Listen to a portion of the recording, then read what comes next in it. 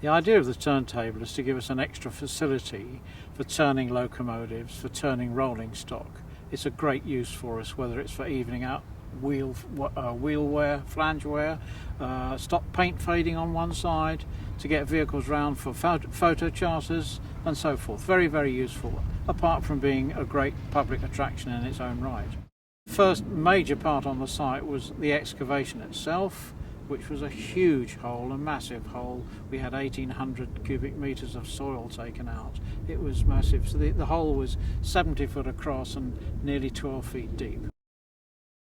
After that, it was starting to do the foundations, and it forms a great big concrete ring round the outside. It's in an L shape, so the bottom of the L is very big and very thick, forms the foundation, and then the shelf of the L is where the race rails are, and then the upper part of the L is the pit wall, in front of which we put the blue bricks. There was 10 tons of reinforcing steel in that concrete and 180 cubic metres of concrete, so it was a big, big job. The centre pivot itself is a massive one-piece casting.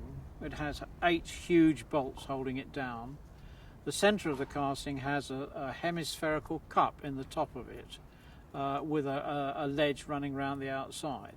And then the middle plate of the turntable has a ball which fits into the hemispherical cup, and that provides the rotation bearing and also a lot of vertical play as well. The centre bearing sits on a concrete pad, and it's 5 metres across and 2 metres deep, so it is massive in its own right. That's why the hole was so big and so deep. They have to be stable vertically and laterally, because a locomotive is 120 tons possibly. The whole all up weight is going to be 150 tons, so it has to be easy to turn but very strong structurally. The shape of the beam is a fish belly type of shape. It's an underbeam type, although some turntables are an overbeam type where the train actually runs through between the girders. So the turntable had to be delivered in one piece, lifted over the top. It was very late in the day. Considering that the table itself is upwards of 35 tons, we thought there would be a lot of problems. But in actual fact, the crane was ready and rigged at 8 o'clock and the table was in place by 8:30. We wondered whether it would fit, but of course it would. We checked it beforehand. It's not so much the longitudinal dimensions that worried us, more of the vertical dimensions of the relationship between the bearing, the rails and the pivot. There was a lot of work to do to balance it. There was also a lot of work in manufacturing components that we didn't have. Whole new decking to be done, decking cantilevers, hand railing, locking plates in the walls, a lot of work. The lampstand has come from Marylebone, actually, the great central terminal station.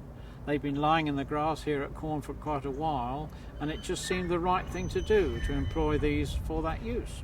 About 2 days before we were due to have the launch, a locomotive was delivered for the forthcoming gala, and it proved it was the wrong way round, and hey presto, we've got a turntable next door to it, and we turned it. And so the honour for the first loco to be turned actually was the Somerset and Dorset 280 number 88. After that we then had a press launch, and we had children from St Bartholomew's School locally in Quorn to help us push the table round, and we had the great central 04 loco on that. Hidden in the background were 1 or 2 heavy guys pushing as well.